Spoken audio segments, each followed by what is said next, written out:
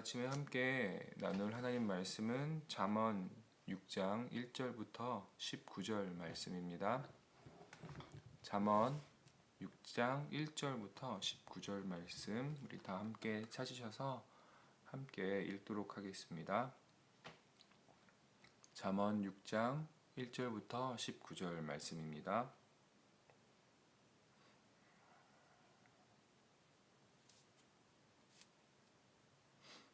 우리 같이 읽겠습니다.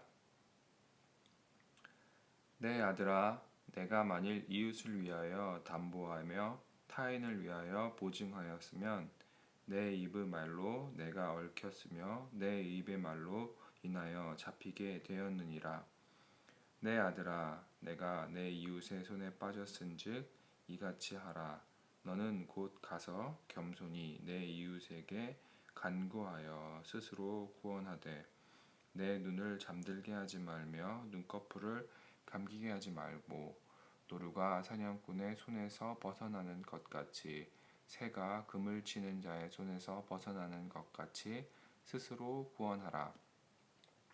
게으른 자여 개미에게 가서 그가 하는 것을 보고 지혜를 얻으라.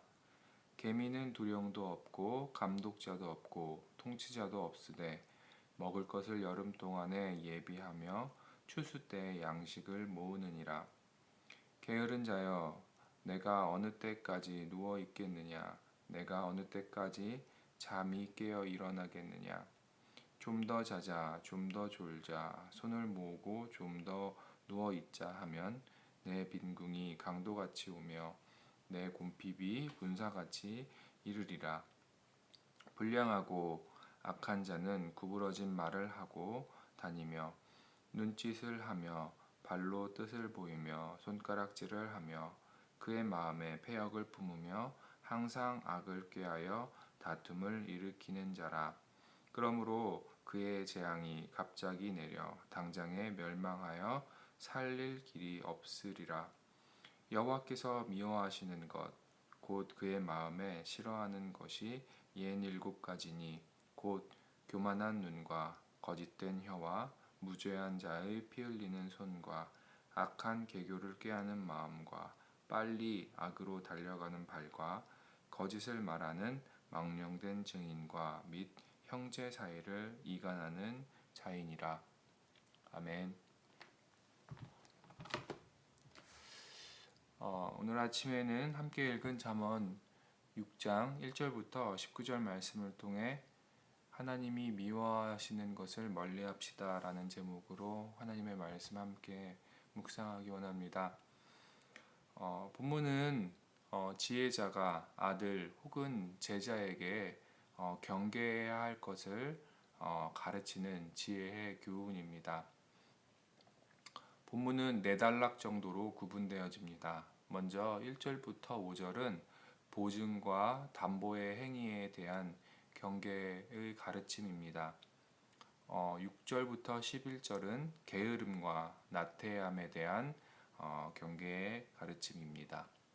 다음으로 12절부터 15절은 불량하고 악한 자의 행위에 대한 경고이고 마지막으로 16절부터 19절은 하나님께서 미워하시는 7가지 악에 대해 나열하며 가르침을 마칩니다. 먼저 보증과 담보에 대한 경계할 것을 가르치는 1절부터 5절의 내용을 살펴보겠습니다.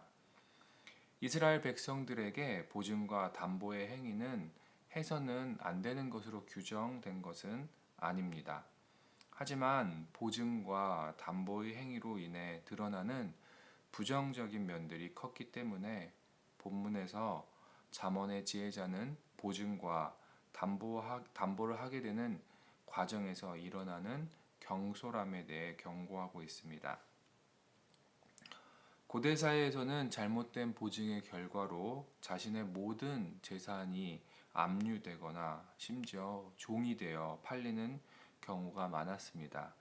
그러기에 지혜자는 2절에서 내가 얽혔으며 잡히다와 같은 표현을 사용함으로 경솔하게 행한 보증과 담보로 인해 발생하는 어려움들을 생생하게 묘사하고 있습니다.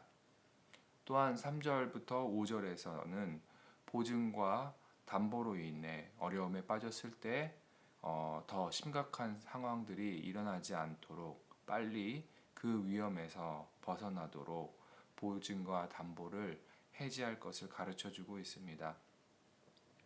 3절에서 그 간구하여라는 표현을 통해서 위기에서 벗어나기 위해 분명하고 적극적인 자세로 도움과 이해를 구할 것을 가르칩니다. 또 5절 내용을 보면 그것을 필사적으로 그 위기에서 벗어나야 함을 가르쳐 주고 있습니다.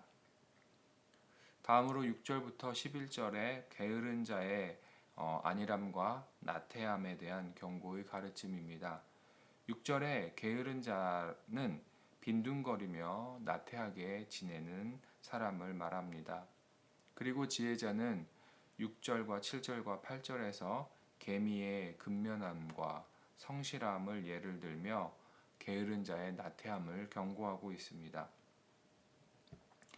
9절에 내가 어느 때까지 누워 있겠느냐, 내가 어느 때까지 잠이 깨어 일어나겠느냐와 같은 표현과 10절에 잠을 자는 것과 눕는 것과 같은 그러한 표현들은 육체적인 나태함뿐만 아니라 영적인 나태함까지 포함하는 표현입니다. 그리고 이러한 자들에게 11절의 말씀처럼 빈궁이 강도같이 오며 곰핍이 군사같이 이른다고 가르칩니다. 강도와 군사와 같은 표현은 게으른 자에게 찾아오는 그 가난이 피할 수 없는 것이고 예상치 못한 시간에 그 가난과 궁핍이 찾아오게 됨을 가르쳐 주고 있는 것입니다. 이어지는 12절부터 15절은 불량하고 악한 자의 행동에 대한 지혜자의 가르침입니다. 12절에 불량한 자는 유익함이 없는 자, 쓸모없거나 사악한 자를 의미합니다. 또한 악한 자는 도덕적으로 악한 행실을 하며 삶이 허망한 자를 의미합니다. 이러한 자들은 구부러진 말을 하는데 이 구부러진 말이라는 표현은 진리를 왜곡하며 자기의 이익을 위해 거짓말을 하고 또 다른 사람들을 아프게 하는 말을 하는 것을 의미합니다. 이렇게 불의한 자, 악한 자들은 자신의 눈, 발, 손 등 몸의 모든 부분을 악을 행하는 도구로 사용합니다. 14절에 마음의 패역을 품으며 라는 표현을 통해 악한 자들은 자기 마음속에 악한 행동을 할 것을 미리 계획하고 그로 인해 항상 다툼을 일으키고 있음을 가르쳐 주고 있습니다. 그리고 15절에서 이 불량하고 악한 자들의 결말은 멸망임을 지혜자는 가르쳐 줍니다. 마지막으로 16절부터 19절에서 지혜자는 하나님께서 미워하시는 7가지 행악에 대해서 가르쳐 줍니다. 하나님께서 싫어하시는 행위는 첫 번째로 교만한 눈입니다. 이는 교만한 마음을 의미합니다. 두 번째로 거짓된 혀입니다. 이것은 남을 속이고 진리를 왜곡하고 거짓을 말하는 것을 의미합니다. 세 번째로 무죄한 자의 피를 흘리는 손입니다. 이것은 마음속의 분노를 겉으로 드러내고 폭력을 행사하고 악을 행하는 것을 말합니다. 네 번째로 악한 괴교를 꾀하는 마음입니다. 이것은 많은 악한 행동들로 인해 사람들을 괴롭히는 것을 말합니다. 다섯 번째로 빨리 악으로 달려가는 발입니다.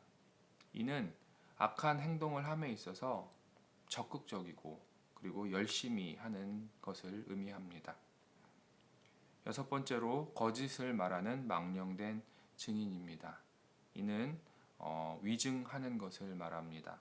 그리고 마지막으로 일곱 번째로 형제 사이를 이간하는 자입니다. 이 역시 거짓말을 통해 형제들 사이의 신뢰를 무너뜨리는 자를 의미합니다. 성도 여러분 함께 살펴본 본문 가운데 16절부터 19절에 하나님께서 미워하시는 것들에 대해서 좀 더 이 시간에 묵상하기 원합니다. 지혜자는 하나님께서 미워하시는 악한 행위들을 가르쳐 주면서 악한 행위들은 눈, 혀, 손, 발과 같은 인간의 신체 부위와 연결지어 설명하고 있습니다. 또한 이것은 12절부터 15절에 불량하고 악한 자의 행위에 대해서 반복적으로 표현하고 있는 것이기도 합니다.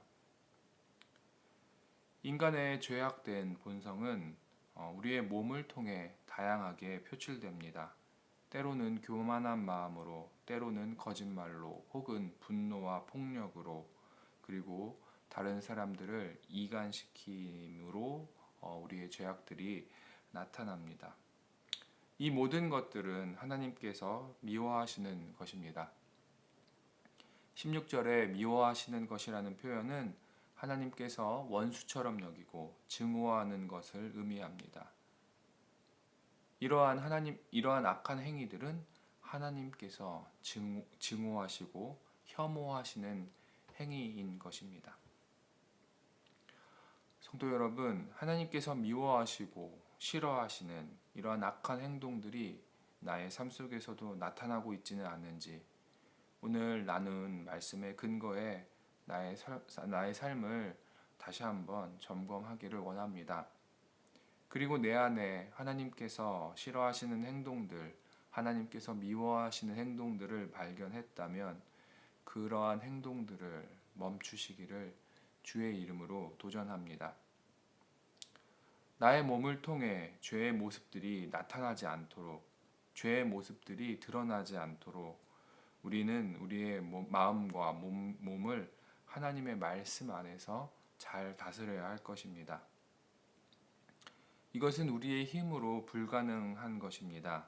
그러기에 우리는 오늘도 하나님의 도우심을 간구해야 하는 것입니다.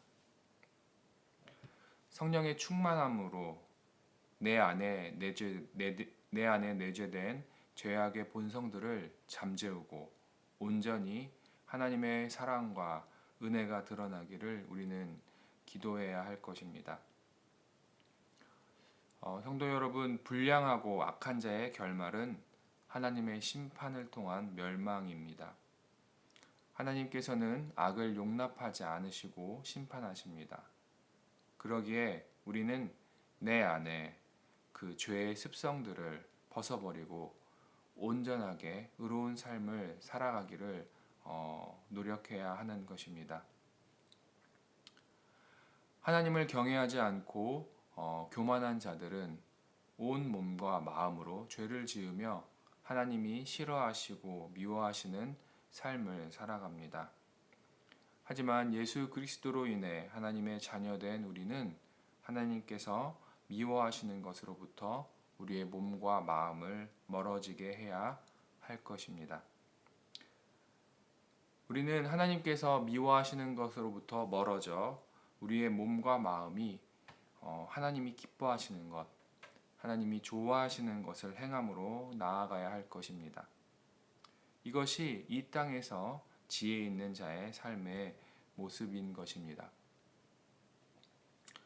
성도 여러분, 죄로부터 나를 자유케 하는 그 보혈의 능력을 의지하며 오늘도 하나님이 미워하시는 것으로 하나님께서 미워하시는 것들을 멀리하고 온전히 하나님의 말씀 가운데 순종함으로 하나님이 기뻐하시는 것으로 나의 몸과 영혼을 채우시는 삶이 되기를 주의 이름으로 도전합니다.